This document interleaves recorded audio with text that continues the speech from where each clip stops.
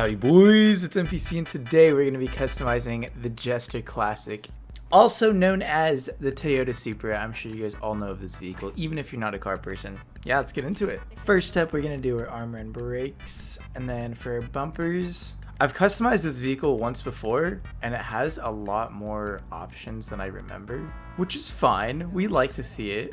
I'm not really digging the aggressive carbon pieces.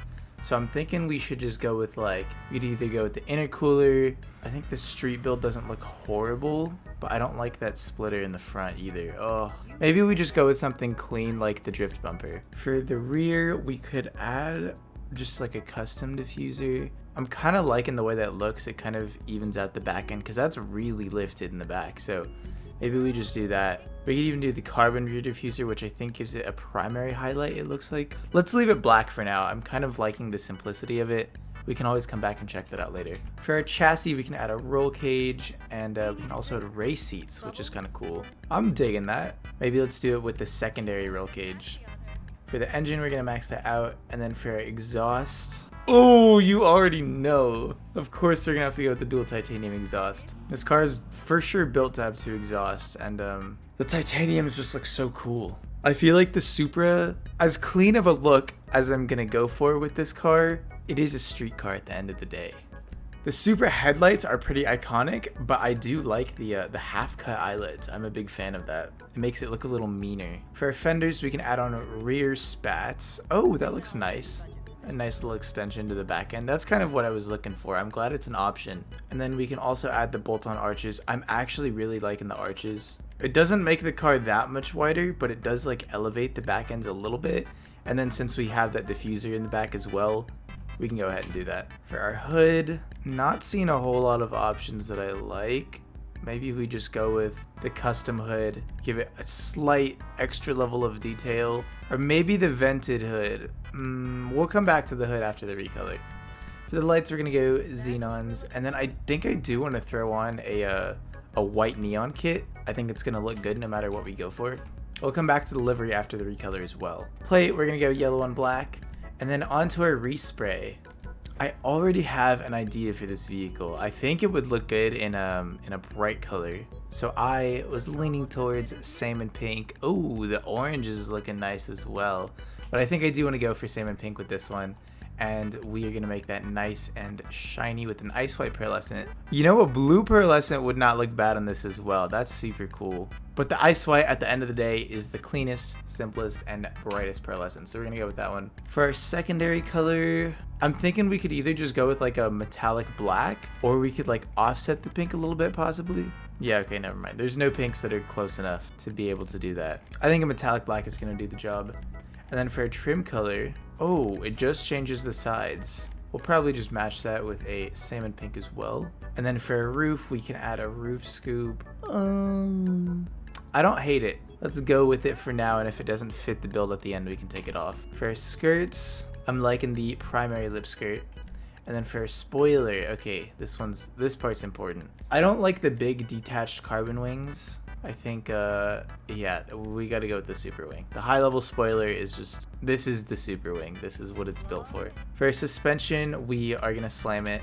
Transmission, max that baby out. Turbo, tuned, and onto our wheels. We could go for some rims that have slightly thicker tires, but I'm thinking the car would also look good with some thin ones as well. Oof, and those are so tempting. So tempting. Okay, I am thinking because we have such a clean, sleek build with the pink, we need to go with something a little more stylish. I don't want to say tuner rims aren't stylish, but I think it needs to be more explosive. These Hype 5s are kind of sick. I'm actually really liking the rough weld mega deeps as well, how they're kind of they're so deep into the car, but it fits, especially on the SUPRAA, it fits. I'm honestly really surprised to see that the Mercy Concaves and Segoys don't look as good as I would expect them to. And I feel like the car also needs thicker spokes. Oh my god, the endos look so good.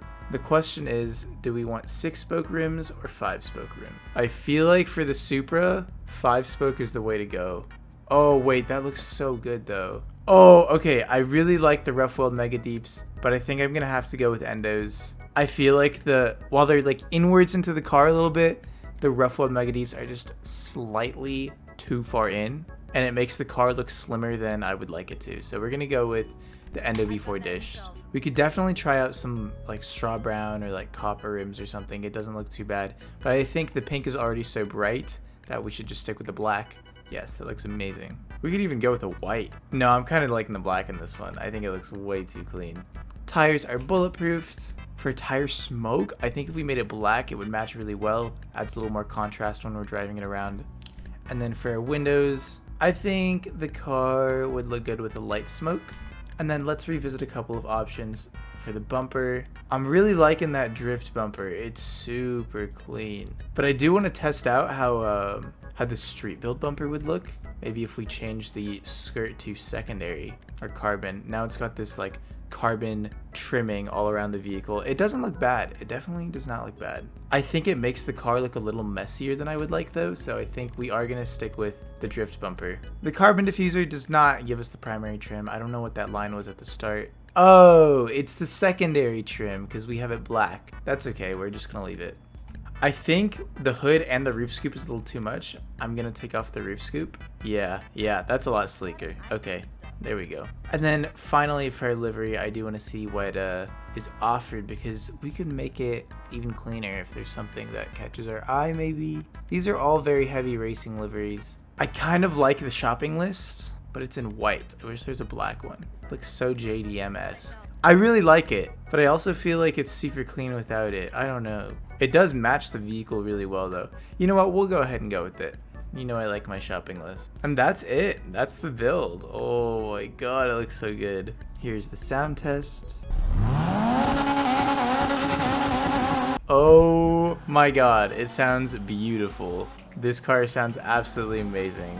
I feel like the turbo is super loud in this car. I don't know if that was like intentional because it's like a JDM car, but I like that effect. Now on to the vehicle's performance. So right off the bat, the vehicle is not very fast. I've been holding down W for a while, and this is, I don't know, it just doesn't feel like we're moving all that fast. You know, it took us a little bit to get up to speed as well. But on the plus side, the car handles pretty well. Like, I think it's pretty grippy. I can't really get it to slide out. I mean, if I really try, I can get the tail end to kick out, but it's probably a little more so a like drifting feature that's the case. But overall, the car is really comfortable to drive. Maybe like a teeny tiny bit of understeer, but it's completely manageable, and I really like the feel of it. It doesn't apply like a ton of pressure or make me have to like worry about the precision of like taking my corners because I'm worried about my car spinning out or anything. It's just like, you know, the car is going to be able to take its corners. It just doesn't have a super high top speed. Is this vehicle viable for racing? That's going to be a fat no, because of course nothing beats the Italia GTO in the sports class. And if I had to place this vehicle somewhere in the sports class, it would probably be really mid-tier, which is not like horrible, but it's, you know, for such a huge class with like 120 cars or something, it's just not going to be able to keep up with the top.